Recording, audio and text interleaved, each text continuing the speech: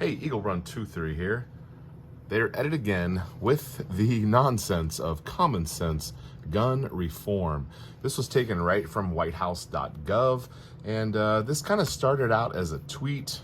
I read this and I immediately went through each item line by line and made a little tweet about it with just some of my thoughts.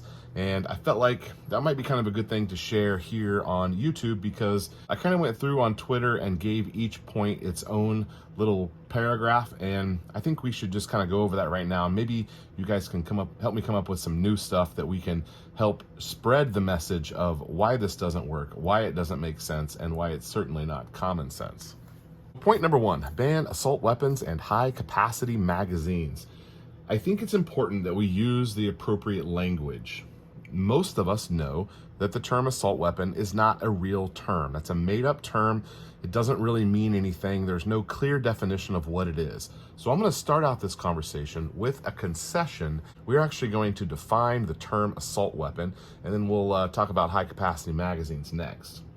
The only way it makes sense for an assault weapon to be defined is not by its form, but by its function.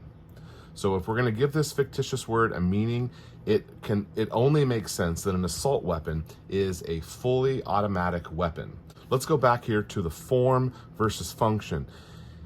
If you call something an assault weapon just based on how it looks, just because it's scary or black or has a certain shape, it doesn't make any sense for that to be deemed an assault weapon. If we're going to intelligently define this, it's got to be defined by the function, which I'm going to submit must mean full automatic. So you hold the trigger down, you get multiple shots with one trigger pull, the pure definition of a machine gun. So an assault weapon must be banned. Okay, so if we're going by the definition that I just made up for the word that you just made up, banning assault weapons has kind of already been done. It's incredibly difficult to get full auto unless you're a specific type of manufacturer, or if you want to spend 20 or 30 grand on some 40 or 50-year-old machine gun that existed before 1986. Those are the only ways to get them. So essentially they're already kind of banned. So this doesn't really do anything if we ban a gun that's kind of already banned. Next, high capacity magazines. So we have more problems with terminology here. There's no clear definition for what is a high capacity magazine, and the standard capacity of each weapon, it varies quite a bit. And that's based on its size, its design, its caliber, its intended use. All of those are things that cause them to take different amounts of ammunition in the magazines. So determining an arbitrary number that would work for all firearms doesn't make any sense. Now they're trying to do this with the definition of high capacity for rifle versus pistol. They're giving some credence to the fact that this is chaotic to do it across the board, but they need to understand that there is no such thing as a high capacity magazine. All magazines are standard capacity. You can put an extension in your magazine and increase the capacity, but that wouldn't make it high capacity. Again, we're dealing with another completely made up term, high capacity magazines. It sounds so scary and terrible, but really it's not anything that actually exists. Before we move forward here, I need to kind of back up and say, if we're to believe these gun reformers that their intention is to stop crime and stop criminals, then we have to look at all of these under the lens of, does it actually stop crime? So you have to remember that criminals are going to crime. That's what they do. That's why they're called a criminal. So by banning these things, the net that's cast there doesn't really catch very many criminals. So we have to look at these things underneath that lens. On to point number two, strengthen background checks. They would have to explain to me what strengthening a background check is. You actually hear a lot of people say that we need universal background checks, or that we need background checks in general. These are all people who have not purchased a firearm, and they don't know that every sale of a firearm already has a background check. And most of us understand that just in and of itself, that barrier is anti-Second Amendment, but we've kind of conceded on that we're allowing for background checks to be done. So strengthening background checks is a tough one for me to figure out. Criminals go to great extents to keep a clean record, and they also typically commit a crime in order to get a gun. So they've already done a level of crime in order to get their hands on a gun. Either they're stealing it or they're purchasing it, on the black market, things like that. They're not going through background checks, where they're stealing it and just thwarting the whole thing altogether. If you could explain to me how strengthening a background check would solve crime, I would discuss it with you. But it's hard for me to take you at your word when so far, point number one and point number two aren't really stopping crime. They're only attacking lawful gun owners. The next one here, number 3 on the list, enact safe storage laws and red flag laws. So if we're focusing on crime and criminals, this law is not pointed at criminals at all. This is pre-crime, and this is just another charge to throw at somebody. Or if I had my gun stolen from me, now I'm going to be charged with improper storage. So someone committed a crime against me, they stole my gun, and yet I'm the one who's going to be in trouble because that criminal didn't get caught. I'm caught, they stole my guns, I call the police and say, hey, I got a gun stolen, and then they come over and they write me a ticket or take me to jail because I didn't store my guns properly, depending on how that law is written. That doesn't stop crime, that doesn't take criminals off the street, that doesn't take illegal guns off the street. It's just another way that I'm losing trust and faith in your intention with making a list like this. So the red flag laws, we know a lot about red flag laws.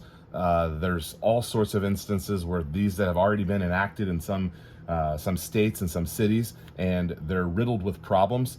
You could literally have a neighbor who is mad at you because you put your trash can in front of their house, and then they say, oh, I saw him go to the range, and then they call the police and they kind of swat you a little bit with a red flag law. This is wildly unconstitutional. It doesn't really show that you're going after criminals. Now, I think we could all agree that, let's talk about what happened in Nashville. This person was someone who could potentially, you would like to think that potentially someone could have said, hey, this person's kind of going off the rails. There's some questionable things happening.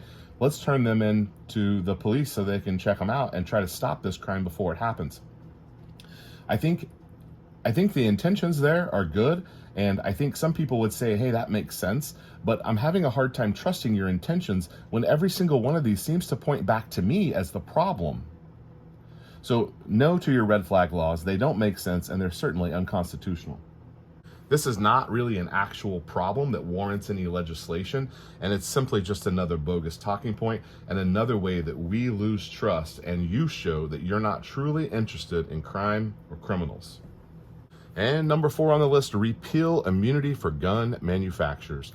There's a few things that could be said about this, but I'm just going to say, in a fledgling, declining economy where inflation is rampant and your dollar goes literally less far than it's ever gone in the history of us keeping track of economies and inflation, it doesn't make sense to me why you would make a law that would be pointed at businesses in this economy. You need to be focusing on strengthening businesses and stopping litigation that attacks businesses for no reason. Again, this is another way that hurts your position, and it proves that you are not focused on crime or criminals, and it only threatens lawful gun owners and continues to spread distrust.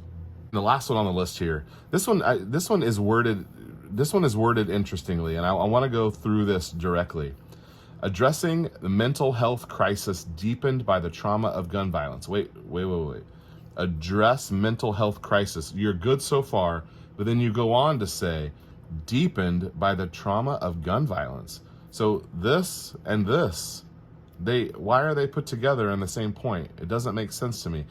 Many of us would agree that there is a mental health issue and component to some of these needless crimes. But when you throw this, that the only reason that their mental health is challenged and in crisis is because of the gun violence, no, this is completely bogus. Again, another great way for you to show that your focus is not on crime and not on criminals, and you are simply spreading mistrust among gun owners. There's a lot to unpack here, and I'm 100% willing to have an open, honest discussion about this. It's clear to me that your intentions are dishonest, and to say anything else, we're not seeing that here. I would appreciate you stopping hiding behind minced words and twisted phrases and talking points. I do believe that many of us in the gun community are willing to have open and honest conversations about this.